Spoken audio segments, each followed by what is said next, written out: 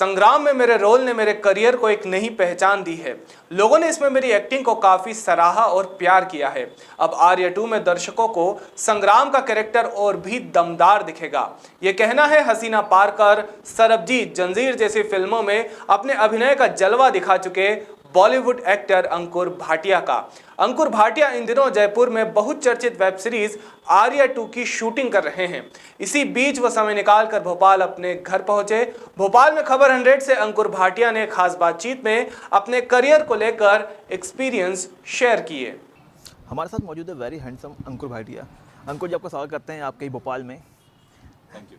सबसे आपसे पूछना चाहेंगे कि आपने आर्य 2 की एक नेगेटिव रोल किया, क्या आपको कहीं डर नहीं लगा कि आप इमेज में बन जाएंगे एक नेगेटिव इमेज में? यार जो मेरा मानना है वो ये है कि जितने भी नेगेटिव कैरेक्टर्स होते हैं वो अपने दिमाग में तो हीरो ही होते हैं। कोई भी आदमी ये नहीं सोचता कि मैं नेगेटिव हूँ। और तो मैं संग्राम का रोल प्ले कर रहा था, तो संग्राम के लिए संग्राम हीरो है अपनी लाइफ में। वो सब सही कर रहा है, गलत धंधे में आगे बढ़ना चाहता है, तो उसमें कोई गलती नहीं दिखती उसको, तो वो अपने हिसाब से पॉजिटिव ही है। अब वो तो ऑडियंस के हिसाब से है कि वो किस चीज़ को नेगेटिव लेते हैं, किस चीज़ को पॉजिटिव लेते हैं। हम सब में थोड़ी सी आगे बढ़ने की तमन्ना तो रहती है ना। तो इस कैरेक्टर के लिए क्या स्पेशल आपने किया, कितनी मेहनत करनी पड़ी आपको संग्राम बनने के लिए? मैं संग्राम जैसा बिल्कुल भी नहीं हूँ। संग्राम की जैसे एक क्वालिटी है कि वो बोलता बोलता पहले है, सोचता बाद में है। तो मेरे साथ उल्टा है। असली ज़िंदगी में मैं पढ़ा लिखा हूँ, मैं सोच समझ के काम करता हूँ, ऑर्गेनाइज्ड हूँ, रैश डिसीजन नहीं लेता। संग्राम बिल्कुल ही उल्टा है। वो एकदम फायर की तरह ऑन रहता है, कहीं भी गन निकाल लेता है, उसका गुस्सा एकदम आगे रहता है, बेवकूफ़ी की हरकतें करता रहता है। तो जब मैं जो मेरे डायरेक्टर हैं विनोद रावत, 3 डायरेक्टर हैं एक्चुअली उसके, राम माधवानी जी हैं, संदीप मोदी हैं और विनोद रावत हैं। विनोद रावत हमारे को कोचिंग दे रहे थे इस चीज़ की, कैरेक्टर की। हम वर्कशॉप्स करी थी इनके साथ। तो उनके साथ जब मेरी वार्तालाप हुई थी तो उन्होंने सबसे पहले ये चीज़ कही थी कि संग्राम अपनी लाइफ में सबसे बड़ा हीरो है, उसके लिए वो शाहरुख खान है। तो वो कहीं से भी हमें वैसा नहीं अप्रोच करना है इस कैरेक्टर को कि वो नेगेटिव है। और मैंने वहीं से वो सुर पकड़ लिया था कि संग्राम नेगेटिव नहीं है, संग्राम तो सब पॉजिटिव कर रहा है। गलत धंधे में ये लोग उसमें पीछे क्यों रहना है, आगे रहना है। उसका जीजा आगे नहीं बढ़ने दे रहा, तो वो बेसिकली सबसे उलझता रहता है उस हिसाब से। तो मेरी लाइफ में स्कूल में जितने भी ऐसे मेरे दोस्त थे जो थोड़े एग्रेसिव थे, या कहीं कहीं मैंने देखा हुआ है एग्रेसिव लोगों को हरकतें करते हुए, मैं उस हिसाब से उसको जेन्युइनली प्ले करता गया जैसे जैसे सीन आया। और सुष्मिता सेन के साथ मेरी वर्कशॉप पहले ही हो चुकी थी, तो हमारा एक बॉन्डिंग फैमिली जैसी बन गई थी। ऐसा कोई उसमें एक्टिंग नहीं थी। और ये पहला वेब शो है इंडिया का जिसको 360 डिग्री फॉर्मेट में शूट किया गया है। माने जैसे थिएटर में एक्टिंग होती है तो एक पूरा सीन, कोई एक्शन नहीं है, कोई कट नहीं है, एक बार में ही पूरा सीन शूट होता है। तो अगर 15 किरदार हैं उस पर्टिकुलर सीन में, तो वो सब अपना अपना काम करेंगे। अगर आपका ग्लास गिर गया तो वो सीन में इनकॉर्पोरेट कर लेते हैं उसे। तो बहुत ही रियल परफॉर्मेंस रहती है सबकी। तो अगर आप आर्या देखेंगे तो आपको ऐसा लगेगा कि वो सही में चीज़ें हो रही हैं आपके सामने। सुष्मिता सेन जैसे टैलेंटेड और सीनियर एक्टर से आपने काम किया है, क्या कुछ सीखने को मिला? कुछ एक्सपीरियंस ऐसा जो शेयर करना चाहेंगे आप? यार मैंने जितने लोगों के साथ अभी तक काम किया है, जब से स्टार्ट किया है, सभी ऐसे माने हुए कलाकार हैं, अपनी फील्ड में माहिर हैं। तो सुष्मिता सेन के साथ काम करने में मज़ा, सबसे ज़्यादा अच्छी बात मुझे उनकी ये लगी कि वो बहुत ही डाउन टू अर्थ हैं और गिविंग एक्टर हैं। किसी एक्टर के साथ काम करने में मज़ा आता है जब वो आपको सरप्राइज़ करता है, आपको चैलेंज करता है। और वो उनमें से एक है। उन्होंने इतना काम किया हुआ है अपने जीवन में, तो वो एक्सपीरियंस तो आप कहीं से और से गेन नहीं कर सकते। जब आप उनके साथ काम करते हो आपको बारीकियां समझ आती हैं, उनको लाइट की समझ है, उनको एंगल्स की समझ है। और वो अपने किरदार को इतनी बखूबी निभा रही होती हैं, तो आपको भी एक लेवल ऊपर अपने आप ही हो जाता है काम। और बाकी काम के अलावा वो बहुत ही अच्छी ह्यूमन बीइंग है। बहुत ही डाउन टू अर्थ हैं, लोगों के साथ अच्छे से बात करती हैं। उनको देख के लगता है कि इतनी बड़ी हस्ती भी किस तरीके से पेश आती है लोगों के सामने। तो ये सारी चीज़ें तो सीखने की होती हैं। और हम लोग सीज़न 1 में भी जहाँ शूट कर रहे थे तो हमारा पूरा होटल, पूरा कास्ट क्रू साथ में था, तो परिवार की तरह थे। सीज़न 2 भी अभी चालू किया है, तो ऐसा लग रहा है कि वेकेशन ही चल रही है, क्योंकि वो काम काम की तरह नहीं लगता। आर्या की बात करें, सीज़न 1 की तो काफ़ी सक्सेसफुल रहा था। सीज़न 2 की शूटिंग अभी चल रही है, इसमें क्या खास देखने मिला दर्शकों को? सीज़न 2 थोड़ा सा और ज़्यादा फास्ट पेस्ड है। सीज़न 1 में आपको 45-50 मिनट के एपिसोड थे, 9 एपिसोड थे। इसमें 8 एपिसोड हैं और थोड़े जल्दी, थोड़े फास्ट हैं, शायद 35 मिनट्स 40 मिनट्स के होंगे। और इसमें भी सिमिलर प्लेटफॉर्म की तरह सब सिमिलर वे से धमाके हैं। मेरे लिए संग्राम का किरदार इसमें ज़्यादा है, तो तो ट्विस्ट एंड टर्न्स हैं काफ़ी सारे, मैं उससे ज़्यादा कुछ बता नहीं सकता क्योंकि हाँ, एक्शन करता हुआ नज़र आऊँगा। इसके अलावा आपने क्रैकडाउन सीजन 1 किया था, वो भी काफ़ी सक्सेसफुल रहा था। उसका भी सेकंड सीजन आने वाला है। इसमें क्या कैरेक्टर प्ले करेंगे आप और किस तरह उस कैरेक्टर को अपने जो दूसरा कैरेक्टर था नेगेटिव उससे अलग करेंगे आप? सीज़न 1 के बाद जब सीज़न 2 होता है तो आप कैरेक्टर ज़्यादा चेंज नहीं कर सकते क्योंकि आप वो स्टोरी बेसिकली वहीं से फॉलो होती है। तो जो मेरा किरदार था तारिक का, मुझे तारिक ही प्ले करना पड़ेगा, वही लुक रखनी पड़ेगी। बट हाँ, अब चेंजेस हैं क्योंकि हम नई लोकेशन पे जा रहे हैं, एक नया कहानी है, पर कैरेक्टर वही है। कैरेक्टर उसमें थोड़ा सा आपको ये देखने को मिलेगा कि अभी तारिक क्रैकडाउन 1 में पूरा का पूरा नेगेटिव था और इंडिया के अगेंस्ट था। अब कुछ अलग करने को है उसमें, तो पर वो अभी शूटिंग भी चालू नहीं हुई है उसकी, आई थिंक मई से स्टार्ट होगी।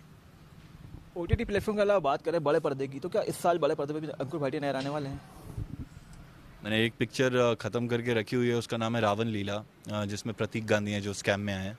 वो शायद इस साल रिलीज़ होगी, बट जस्ट डिपेंड करता है क्योंकि अभी थिएटर धीरे धीरे खुल रहे हैं, धीरे धीरे मूवीज़ रिलीज़ होने चालू हुई हैं। बट टोटली डिपेंड्स यार कि क्या कोरोना की स्थिति रहती है, किस तरीके से लोग दर्शक अगर जाएंगे ही नहीं तो थिएटर में रिलीज़ नहीं होगी पिक्चर, प्रॉबली OTT प्लेटफॉर्म पे आएगी। हालांकि वो पिक्चर जयंती लाल गाडा ने खरीदी है और वही डिस्ट्रीब्यूट करेंगे आई थिंक उसको, तो आनी चाहिए स्क्रीन पे। अंकुर, आप एक्टिंग के अलावा आपकी फिजिक को लेके भी काफ़ी फेमस रहते हैं, इसका सीक्रेट क्या जानना चाहेंगे? यार कुछ नहीं, मैं अपने कैरेक्टर जितने भी कैरेक्टर मैंने प्ले किए हैं, जब मैं सरबजीत प्ले कर रहा था बलदेव का कैरेक्टर, तो उसमें मुझे एक 30-35 साल का किरदार निभाना था और उसी पिक्चर में मुझे 55 साल का भी करना था। तो मैंने कुछ जो 55 साल का रोल प्ले करना था उसके लिए मैंने 10 या 12 किलो गेन किया था। तो मैं किरदार के हिसाब से गेन और लूज़ करता हूँ, मेरे को बाकी पूरे सीज़न में मैं नॉर्मली रहता हूँ, ऐसा कोई वो नहीं रहता। पर अभी क्रैकडाउन के लिए मुझे थोड़ा ज़्यादा वर्कआउट करना पड़ेगा क्योंकि सामने साकिब है और उसकी भी बॉडी काफ़ी अच्छी है और उसमें फ़ाइट सीन वगैरह है, वो एक्शन है। संग्राम वेरेज हम में से एक आदमी है जो कभी जिम जाता होगा या नहीं जाता होगा, तो मैं कैरेक्टर के हिसाब से काम करता हूँ। मैं मुझे वो नहीं रहता कि मुझे हमेशा सिक्स पैक बना के ही रखनी है। आपने वेरियस कैरेक्टर निभाए हैं, ऐसा कोई कैरेक्टर आपको याद है जिससे निकलने में काफ़ी समय लगा आपको? एक्चुअली हसीना पारकर का जो इब्राहिम मैंने प्ले किया था, उस टाइम तक मैंने इतना काम भी नहीं किया था लाइफ में। तो जब वो मेरी उसमें डेथ सीन वगैरह फिल्म किया था मैंने, तब तक मैं इतना घुस चुका था और वो मेरे लिए लाइफ की सबसे बड़ी मूवी थी और मैंने उतनी वर्कशॉप ली थी उसके लिए, मैं उनकी फैमिली वालों से मिला था, तो मुझे उस कहानी को अंदर से जानने का मौका मिला था क्योंकि मैं हसीना पारकर की डॉटर्स से मिला था असली, उनके बच्चों से मिला था। तो मैं उस किरदार के काफ़ी पास आ गया था और जब मेरी उसमें लास्ट एक्शन होता है और मुझे 16-17 गोलियां पड़ती हैं और मैं मरता हूँ, तो मैं सीन तो कर लिया था बट वो चीज़ मैं काफ़ी दिनों तक भुला नहीं पाया था। तो एक पैथोस करके चीज़ होती है थिएटर में जिसमें आपको बताया जाता है कि आप कैरेक्टर में कैसे घुसते हो और कैसे निकलते हो। मुझे निकलना नहीं आता था, पर उसके बाद मैंने अपने जो मेरा उस टाइम वर्कशॉप ले रहा था उसके साथ काम करके वो चीज़ कर ली थी। पर अब मैं उतना ट्रेंड हूँ कि मैं कैरेक्टर को कैरेक्टर की तरह प्ले करता हूँ, जब घर आता हूँ तो स्विच ऑफ हो जाता है वो।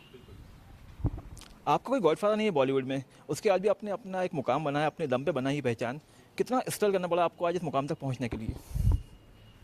यार एक्चुअली इस साल हो जाएंगे 10 साल, आई थिंक 9th ईयर ख़त्म हो रहा है। तो गॉडफादर भी नहीं है और इनफैक्ट अगर आप सही मायने में पूछे तो मेरा कोई दूर दराज तक कभी बॉम्बे भी नहीं गया होगा। मैं पहला ही आदमी था अपने ख़ानदान का जो बॉम्बे पहुंचा था, वो भी मैं 29 साल का था जब पहुंचा था, 7 साल नौकरी कर चुका था उसके बाद पहुंचा था। और आई थिंक अभी मुझे काफ़ी मेरा अच्छा होल्ड है इंडस्ट्री में, मैं लोगों को जानता हूँ, लोग मुझे जानते हैं, मुझे अच्छा काम मिल रहा है। पर तो मेहनत काफ़ी लगी है, कई बार पैसे भी नहीं मिले।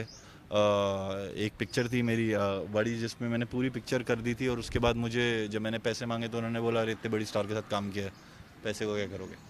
तो ऐसा भी टाइम देखा मैंने। मेरे ख्याल से किसी को बता रहा था अभी परसों की 4-4.5 साल मैंने ज़ीरो कमाया था, जबकि उससे पहले मैं अच्छी खासी नौकरी करता था। तो मेरी बीवी ने मुझे बहुत सपोर्ट किया क्योंकि वो जॉब कर रही थी। तो पर निकल गया टाइम, अब है सही। आपको पहला ब्रेक किस तरह मिला और उसके लिए आपने कितनी मेहनत करी? जब कैमरा आपने फेस किया, जो फर्स्ट आपका डायलॉग था, तब आपको कैसा लग रहा था? अरे यार, फर्स्ट डायलॉग तो बहुत ही इंटरेस्टिंग था। एक्चुअली मेरे को अपूर्व लाखिया न्यूयॉर्क में एक फिल्म फेस्टिवल में मिले थे, वहाँ मैंने उनको जाहिर किया था कि मुझे काम करना है इंडस्ट्री में और ये वो। उससे पहले मैं बॉम्बे नहीं आया था, तो उन्होंने कहा जब बॉम्बे आओगे तब मिलना आगे। और मैं फिर इवेंचुअली 2-3 साल बाद बॉम्बे आया, तब तक उनकी पिक्चर चालू हो गई थी जंजीर। मगर उन्होंने मेरे को एक छोटा सा किरदार उसमें दे दिया, बॉस्को का।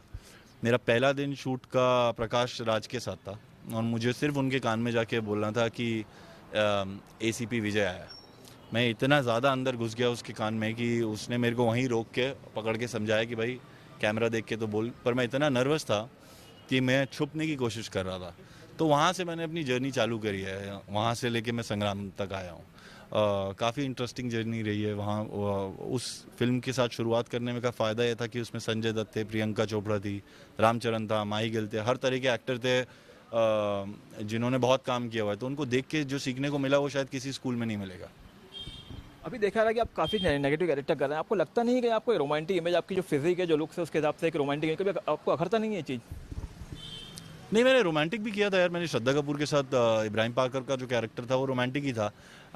आजकल अगर आप देखें तो जो वेब सीरीज़ में कंटेंट आ रहा है वो हर तरीके का आ रहा है। तो मेरे को ऐसा कोई बंद के नहीं रहना कि मुझे रोमांटिक ही करना है, मुझे गाना ही करना है, मुझे जो भी इंटरेस्टिंग लगता है मैं अच्छे काम को छोड़ना नहीं चाहता।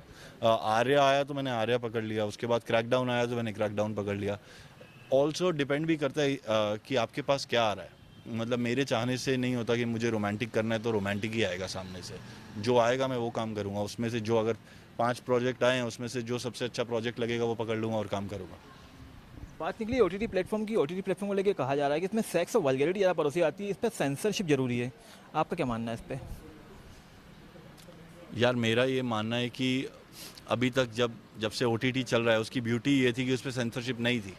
तो हर आदमी, आपके पास चॉइस है। अगर आपको थोड़ा सा अडल्ट टाइप का शो देखना है तो आपके पास उसकी चॉइस है, आपको एक्शन देखना है आपके पास उसकी चॉइस है, आपको थोड़ा सा चिक फ्लिक टाइप का लड़कियों जैसा लाइट कॉमेडी देखनी है वो भी है। अब अगर आप उसमें भी सेंसरशिप डाल देते हो तो फिर वो वापस वही लिमिटेड हो जाता है कि भाई ये नहीं दिखा सकते।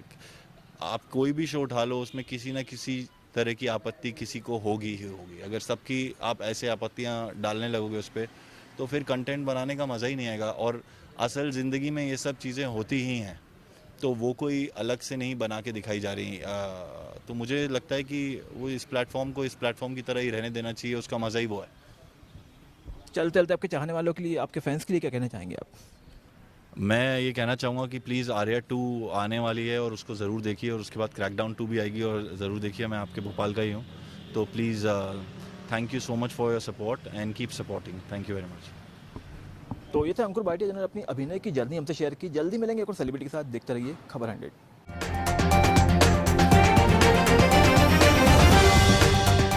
हर खबर की ताज़ा नोटिफिकेशन के लिए जुड़े रहिए खबर 100 के साथ। बेल आइकन दबाइए और खबर 100 की सारी नोटिफिकेशन पाइए।